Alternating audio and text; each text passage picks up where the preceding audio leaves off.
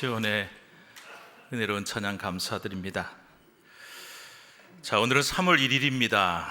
바로 3.1절 꼭 107주년을 맞은 날입니다. 바벨론 제국에 의해서 유다 왕국이 멸망한 것처럼 일본 제국주의에 의해서 우리나라가 망하고 모든 국민들이 이제 이 나라 끝났구나 하고 절망하던 순간에 불길처럼 일어났던 대한독립 만세, 나라를 잃은 서름을 표현한 것뿐만이 아니라 세계 만천하에 우리나라가 자유국가가 되어야 함을 선포했던 정말 위대한 민주운동이 바로 3.1절입니다. 이 귀하고 위대한 3.1절 107주년을 맞아서 오늘 우리는 여호와 삼마라고 하는 제목으로 하나님의 말씀을 함께 나누고자 합니다. 오늘 본문인 에스겔서는 구약 성경 예언서 중에서도 가장 분량이 많은 편에 속하는 대예언서로 분류가 됩니다. 자그마치 48장입니다. 그런데 이 48장은 크게 두 가지 내용으로 나누어집니다. 1장부터 32장은 절망입니다. 그리고 33장부터 48장은 희망을 말하고 있습니다. 1장부터 32장은 죄악입니다. 그러나 33장부터 48장은 구원입니다. 1장부터 32장은 이스라엘과 이방민족들의 죄, 이것 때문에 나라가 망했다.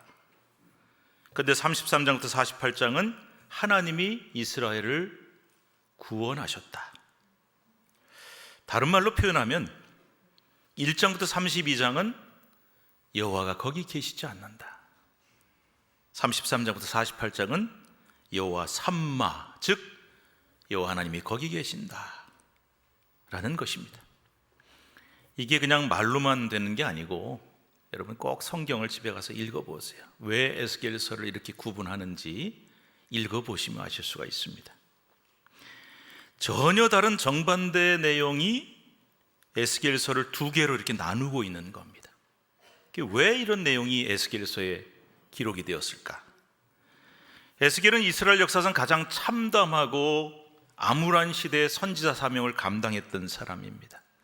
주전 597년에 바벨론 2차 침공 때 여호야긴 왕과 더불어 포로가 되었던 에스겔은 바벨론의 그발 강가에서 소명을 받고 포로된 이스라엘 백성들, 유다 백성들을 향해서 회복과 소망을 선포하면서 위로와 용기를 북돋았던 선지자입니다. 그런데 이스라엘의 포로 생활은 우리가 생각해냈던 것 같이 그렇게 큰 고생은 아니었던 것 같아요. 조금은 이렇게 비교적 자유로운 포로 생활을 했다. 근데 여러분, 포로 생활이 힘들었던 것은 정작 어떤 몸의 자유, 육신의 자유의 문제라기보다는 영적 고통이 더 컸다는 거죠. 그 당시 고대 사람들은 어떤 사고방식을 갖고 있었냐면 이 나라하고 저 나라가 전쟁을 하잖아요. 그럼 백성끼리도 싸우지만 이 나라가 섬기는 신과 저 나라가 섬기는 신끼리의 전쟁이다라고 생각을 한 거죠. 그러니까 남왕국 유다하고 바벨론이 싸웠다 하면은 남왕국 유다 우리가 섬기는 여호와 하나님하고 바벨론이 섬기는 신, 다신교니까 굉장히 많지만 가장 중요한 주신이 마루둑이라고 하는 신인데 그 마루둑 신하고 붙었는데 하나님이 그만 졌다. 그래서 나라가 망했다. 이렇게 생각하니까 큰 충격을 받은 겁니다. 어떻게 하나님이 질 수가 있지? 또 하나님이 이스라엘 땅만 다스린다고 생각을 했어요. 그래서 저 이방 땅은 부정한 땅이고 하나님이 안 계신 곳이라는 생각을 했죠. 지금 우리는 그런 생각하는 사람은 아무도 없습니다. 하나님이 우리나라만 다스리시나요? 미국도 일본도 중국도 다 선세계를 하나님이 어디든지 다스리시는데 그때는 거룩한 땅 이스라엘만 다스리신다 하다 보니 우리가 지금 포로로 끌려간 곳이 하나님이 안 계시는 부정한 땅인 거예요. 성전도 없고 제사도 드릴 수 없는 그런 곳에 포로로 끌려간 이것이 그들에게 너무나 큰 영적 절망감을 주었던 것입니다. 이렇게 포로기는 이스라엘 백성들에게 육신적 절망뿐만 아니라 극심한 정신적, 영적 절망을 주는 시기였는데 이런 참담한 상황을 가장 잘 보여주는 본문이 그 유명한 에스겔 37장에 나오는 마른 뼈 환상입니다. 에스겔 골짜기에 바짝 마른 뼈들이 널브러져 있는 거예요. 이런 마른 뼈들이 바로 에스겔 선지자 시대 이스라엘 백성들의 절망적인 상황을 표현해주는 환상인 것입니다. 그런데 이스라엘 민족이 이렇게 나라가 멸망당하는 아픔과 포로의 고통을 당하게 된 이유가 뭐냐? 그거 중요하겠죠. 우리가 병에 걸렸어요. 병을 고치려면 그 병이 뭔지 알아야 되고 왜 그 병이 걸린지 원인을 알아야 되는 것처럼, 그래야 병 고칠 수 있는 것처럼 이스라엘 백성이 망한 이유가 한 가지라는 거예요. 이스라엘 백성들의 죄악 때문이다. 이스라엘 백성들이 하나님 앞에 불순종하고 죄악을 저질렀기 때문에 이런 끔찍한 벌을 받고 고통을 당하게 되었다는 것입니다. 바로 이 고통의 원인, 멸망의 원인, 이스라엘 백성이 하나님께서 그토록 경고하시고 수많은 선지자를 보내서 회개하라고 하셨지만 끝까지 회개 안 하다가 망한 이야기가 에스겔 1장부터 24장. 그리고 이스라엘 민족만 죄 지은 것이 아니라 이스라엘의 주변 민족들의 죄에 대해서 25장부터 32장까지 기록하고 있다는 것입니다. 그래서 앞서 제가 말씀드렸죠. 에스겔서의 전반부는 1장부터 32장이 죄악과 심판, 절망의 내용이었다라고 말씀을 드린 겁니다. 다시 한번 말씀드립니다. 성경 읽으시면 이게 무슨 말인지 알 수 있어요. 뭐 그렇단다 하고 들어서 되는 일이 아니에요. 꼭 좀 읽으시기 바라고요. 에스겔서. 자, 이런 절망적인 상황 속에 살던 이스라엘 백성들에게 어떻게 하면 위로와 소망을 줄 수 있을까? 이것이 에스겔 선지자의 사명이었고 간절한 소망인데 과연 어떻게 이 어려운 문제를 풀어갈 수 있을까? 그 내용이 바로 기록된 것이 에스겔서의 후반부인 33장부터 48장 말씀입니다. 이 후반부에서 에스겔 선지자는 죄악으로 멸망당한 이스라엘 백성들을 하나님이 어떻게 구원하시는가? 희망의 메시지를 보여주고 있습니다. 33장부터 48장이면 자그마치 16장이나 되는 꽤 긴 내용이지만 제가 가장 중요한 희망의 메시지 3가지만 뽑아서 말씀을 드리려고 합니다. 제가 3가지를 참 좋아하거든요. 자, 에스겔서 후반부에 나오는 희망의 메시지 첫 번째, 그것은 바로 에스겔 37장에 나온 아까 말씀드린 마른 뼈의 환상이에요. 우리 그림에 나오는 것처럼 이 마른 뼈가 이스라엘 민족의 암담한 현실, 절망적인 상황을 보여준다 그랬죠. 근데 여러분, 죽어도 그냥 죽은 게 아니에요. 사람이 죽어서 오래가면 이제 살이 썩고 시체가 썩어서 뼈만 남는데 그 뼈가 오래되면 완전히 바짝 말라버린 뼈가 되는 거죠. 그래서 죽은 지 너무 오래돼서 바짝 마른 뼈만 골짜기에 가득하게 널브러져 있는데 그 절망적인 상황, 도저히 여기에 생명이 있을 것 같지 않은데 하나님이 이 마른 뼈를 어떻게 하시느냐? 그 바짝 마른 뼈에다가 하나님께서 말씀을 주시고 하나님의 영을 부어주시니까 근육이 붙고 살이 붙으면서 큰 군대가 되는 환상을 보여주시는 겁니다. 바짝 마른 해골처럼 절망적인 상황 속에 있던 이스라엘 백성들이 하나님의 능력과 은혜로 다시 회복되어서 큰 군대가 되는 이 환상을 통해서 하나님 이스라엘 백성들에게 회복과 희망을 보여주신 것입니다. 우리 인생에도 이 마른 뼈와 같은 상황들이 있어요. 아마 여러분 중에 오늘 예배를 드리고 있지만 정말 도저히 희망이 없다, 완전히 포기할 수밖에 없다라는 절망적인 상황을 겪고 있는 분들도 계실 겁니다. 하지만 절대로 포기하지 마시기 바랍니다.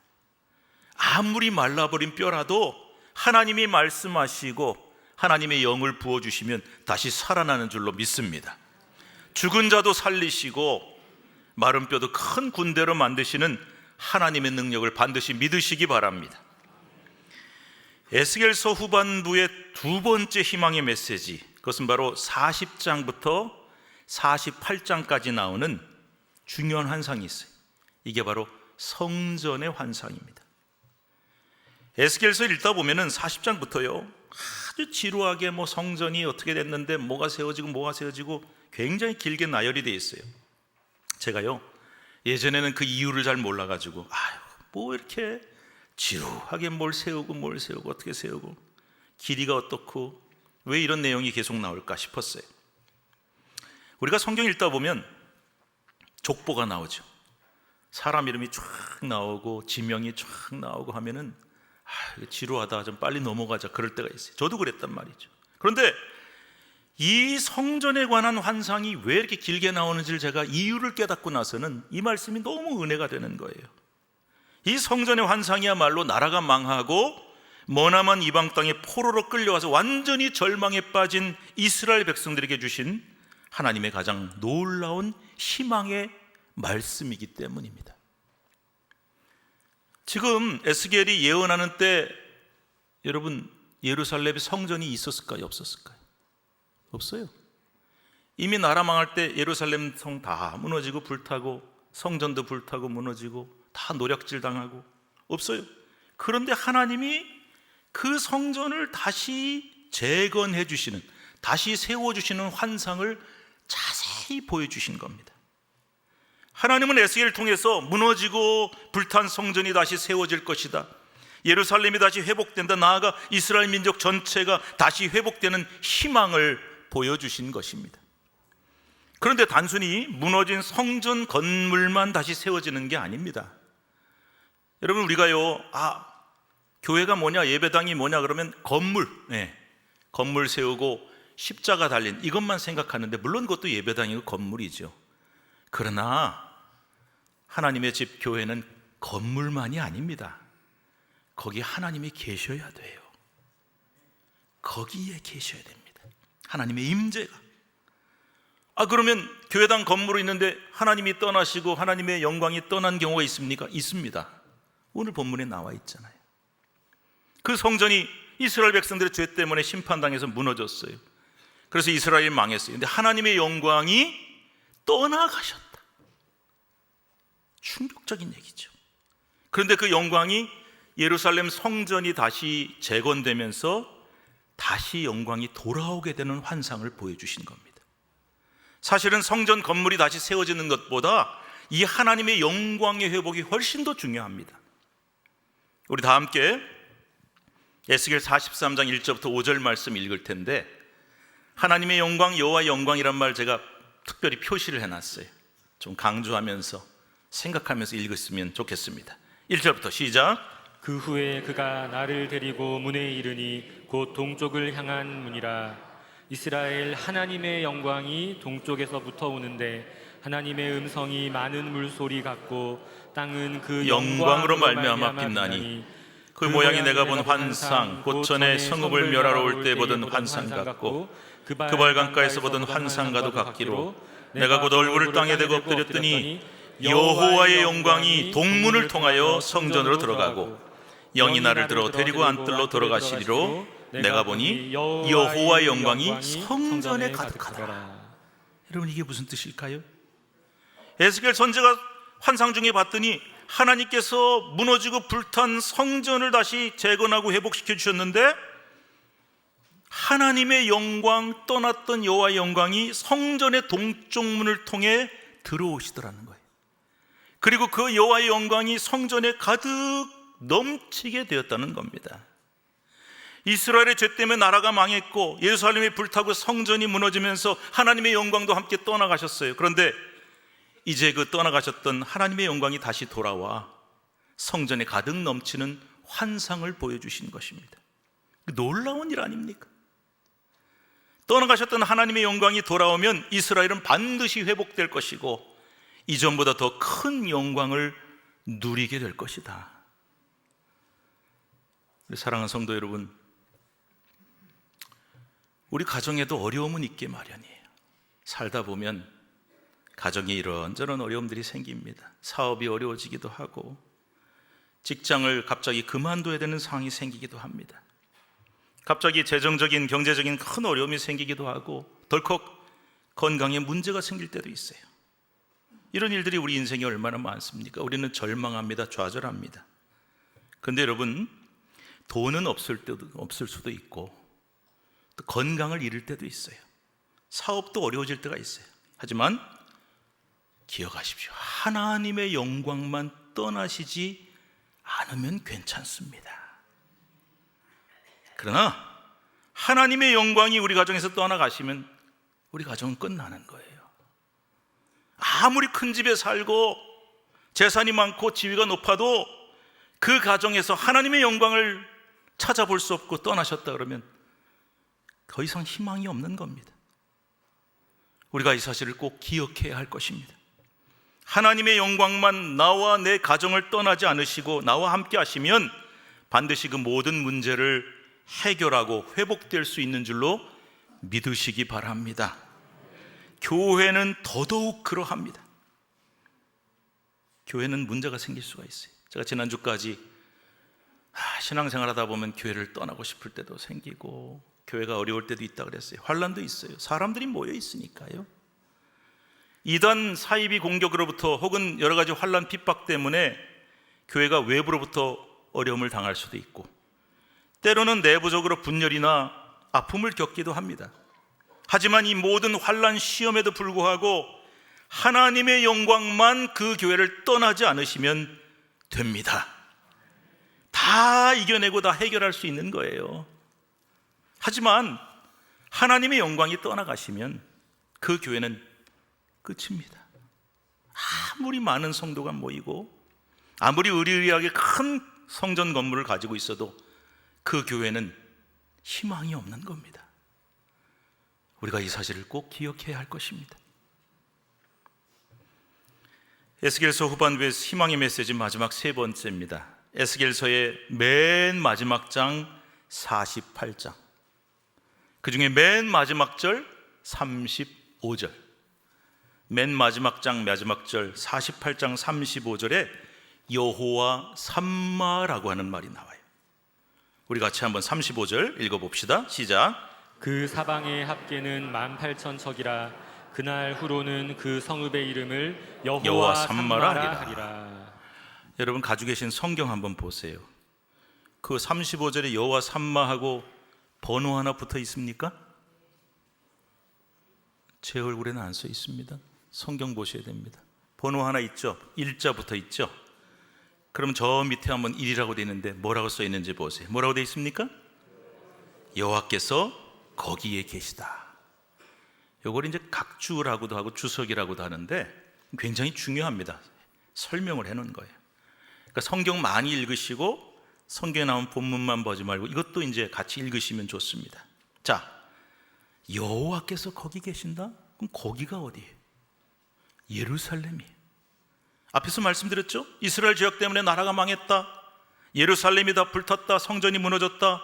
그런데 하나님께서 에스겔 선지자 환상을 통해서 뭘 보여주셨습니까? 무너진 환상이 다시 성전이 무너졌다 다시 회복이 되고, 그리고 예루살렘이 다시 회복이 되고, 그래서 그 성전에서 떠나가셨던 여호와의 영광이 다시 돌아오고 예루살렘이 재건되면서 나라와 민족이 회복되는 환상을 보여주셨다 그랬어요.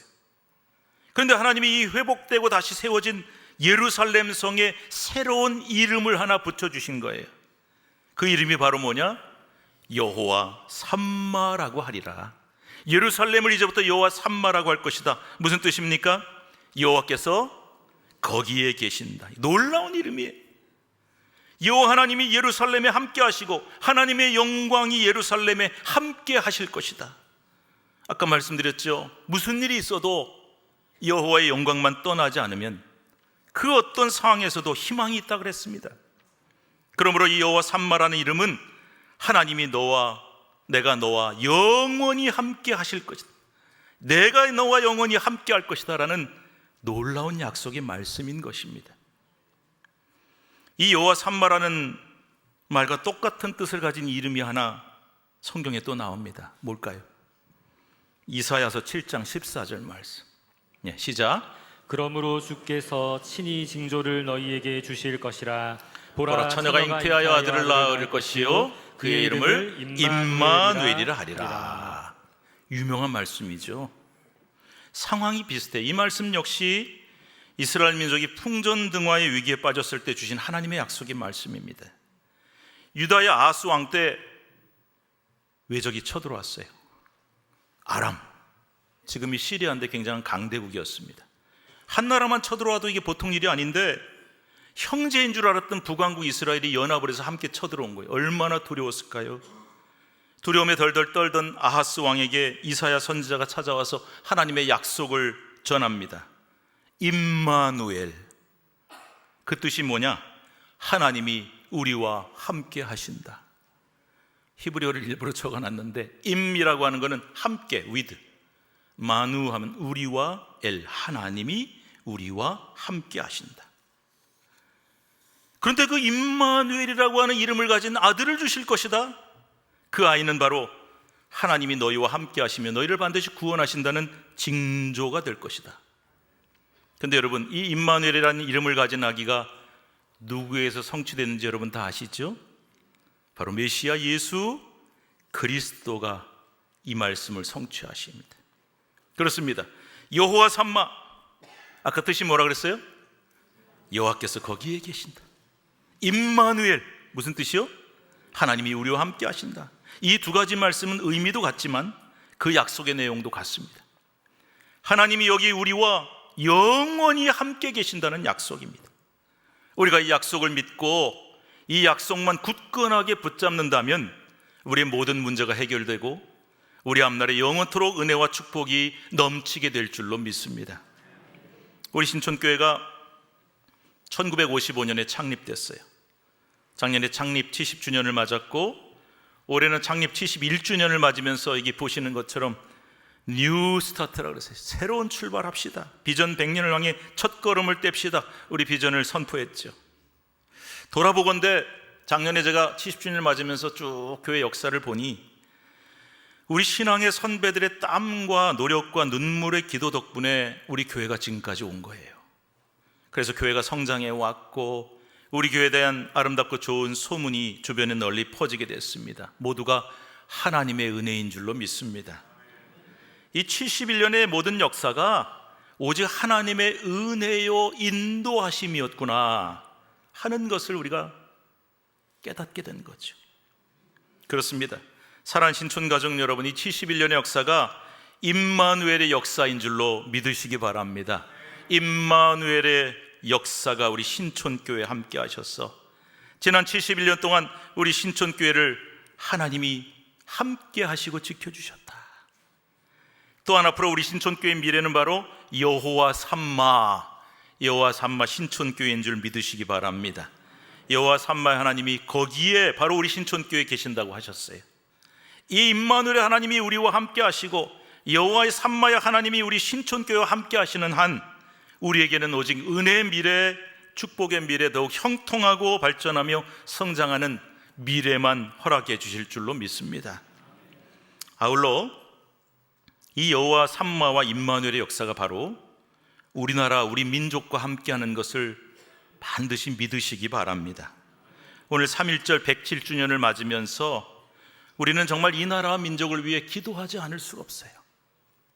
기도하지 않을 수가 없어요. 어제 뉴스를 보는데 갑자기 급한 특보가 떴어요. 보니까 미국 이스라엘이 이란을 공격을 했다. 또 공격을 받으니까 또 이란도 대응을 하고 보복 공격을 한다. 뉴스가 떴어요. 근데 이게 요즘에 이제 어느 지역에 전쟁이 일어나면 그게 그 동네로 끝나는 게 아니잖아요. 전 세계가 영향을 받고 타격을 받는데 우리가 이런 일이 일어날지 누가 압니까? 세계 경제가 어떻게 돌아갈지, 외교적인 상황이나 세계 어떤 상황이 어떻게 돌아갈지 아무도 예측을 할 수가 없어요. 지금은 아무리 전문가라도 무슨 일이 일어날지 몰라요. 근데 그게 우리 모두에게 영향을 끼치기 때문에 제가 뉴스 보면서 이거 진짜 기도를 안 할 수가 없다. 하나님만 아시기 때문에. 기도 외에는 이 복잡하고 예측 불가능한 상황을 해결할 방법이 없다. 무엇보다 하나님이 함께 하셔야 되고 하나님이 우리나라를 도와주셔야만 한다. 아멘입니까, 여러분? 그래서 3.1절 107주년 기념일인 오늘 우리는 이 말씀을 고백할 수밖에 없는 거예요. 여호와 삼마, 하나님이 그곳에 여기에 계셔야 한다. 그리고 임마누엘, 하나님이 우리와 함께 하신다. 이 고백을 안 할 수가 없게 된 거예요. 이야기 하나 들려드리고 말씀 마치려고 합니다. 지난주에 제가 찬양 예배 설교하면서 짧게 말씀드린 내용인데 오늘은 좀 전체를 말씀드려 볼게요. 우리 교단을 대표하는 큰 교회 목사님이 설교하시는 중에 나온 얘기인데 제가 굉장히 인상적이어서 그걸 전해드리려고 하는데요, 제가 굳이 이분 실명을 말씀드리지는 않겠습니다. 그 목사님이 회의가 있어서 아마 먼 지방에 출타를 가셨던 모양이에요. 한적한 시골 마을인데 새벽 한 5시쯤 돼서 새벽 기도회를 참석을 하려고 이렇게 마을로 슬슬 걸어가 보니 그 작은 시골 마을에 자그마한 시골 교회 예배당이 있더랍니다. 근데 가보니까 새벽 기도회가 끝났어요. 보통 시골 교회는 이제 농사 짓고 이러다 보니까 좀 일찍 하는 경우가 많아서 아마 4시 반쯤 했는지 이제 그 교회 찾아가 보니까 새벽 기도회가 다 끝났어요. 그리고 몇 분의 성도들이 남아서 기도를 하시는데 이렇게 어둠 속에 어렴풋이 보니까 나이가 지긋하신 여성 성도님은 권사님들이시겠죠. 몇 분이나 앉아서 기도하고 계시더랍니다. 목사님도 요즘도 그런 예배당이 있어요. 마루로 된 그 작은 예배당 뒤쪽에 자리를 잡고 방석 하나를 딱 깔고 기도를 하는데 좀 기도하다 보니까 이제 한 분이 나가시고 그 다음에 또 한 분 나가시고 마지막에 연세가 많은 한 여성분이 아마 권사님이시겠죠. 남아서 기도하는데 어둠 속에서 그 권사님의 기도를 듣다가 너무나 감동을 받았다는 거예요. 그 권사님이 뭐라고 기도했을까요? 하나님 아버지, 한국교회를 위해 기도합니다. 한국교회를 위해 기도합니다. 하나님 아버지, 한국교회 목사님들을 위해서 기도합니다. 목사님들 정직하고 좋은 종들이 되게 달라고 간절히 기도하시더라는 거예요. 그때 이 목사님이 깨달았다는 겁니다. 나는 지금까지 내 능력으로 내가 열심히 하고 내가 잘나서 목회 잘하는 줄 알았는데 이렇게 이름 모를 시골의 작은 교회 성도들이 기도하는 그 힘으로 내가 목회하는 거구나.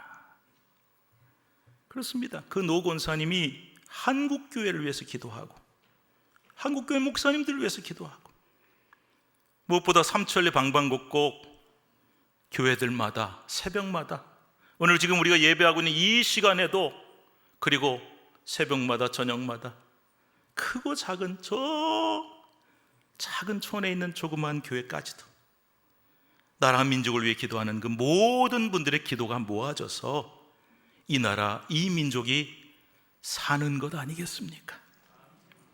우리 국민들이 잘나고 지도자들이 잘해서뿐만이 아니고 그것도 중요합니다. 그러나 이런 이름 모를 기도가 모아지고 모아져서 그래서 하나님이 우리나라를 지키시고 보호하셔서 지금 우리나라가 사는 줄로 믿습니다.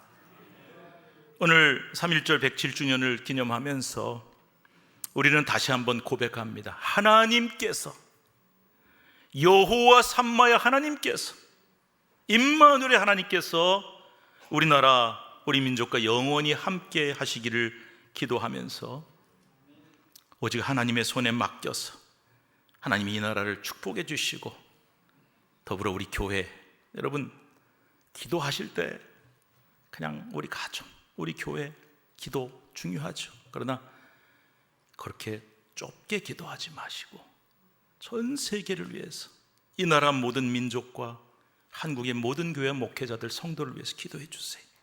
그래 하나님이 여호와 삼마의 하나님이 되셔서 임마누엘의 하나님이 되셔서 그 모든 나라 민족 모든 교회 여러분의 가정과 삶 자녀들을 위해 함께 하심으로 축복해 주시게 될 것입니다. 이 복이 여러분과 우리 모두에게 함께 하시기를 간절히 바랍니다. 기도하겠습니다. 하나님 감사합니다. 우리는 우리의 삶에 어떤 일이 일어날지 아무도 모릅니다. 내 삶에, 내 가정에, 내 자녀와 가족들에게, 우리 교회에, 이 나라에 무슨 일이 어떻게 벌어질지 누가 압니까? 하나님만 아시는 줄로 믿습니다. 때론 어려움도 있고 환난도 있습니다. 실패도 있습니다. 그래서 우리는 좌절합니다. 하오나 하나님의 영광이 떠나지 않으시면 거기에 희망이 있다고 하셨습니다. 여호와 삼마의 하나님이 거기 계시고 임마누엘의 하나님이 함께 하시면 하나님이 회복시켜 주시고 해결해 주신다고 약속해 주셨습니다. 오늘 우리 가정에 우리 가족과 자녀의 임마누엘의 하나님이 함께 하시고 여호와의 삼마의 하나님이 거기에 계신 줄로 믿습니다. 우리 교회 위에, 한국교회와 모든 목회자와 성도들 위에, 그리고 온 세상 위에, 이 나라 민족 위에 임마누엘의 하나님, 여호와 삼마의 하나님이 함께 하셔서 희망을 주시고 회복시켜 주시고 영원토록 붙들어 주시며 축복하여 주시옵소서. 감사하며 예수님의 이름으로 기도드리옵나이다. 아멘.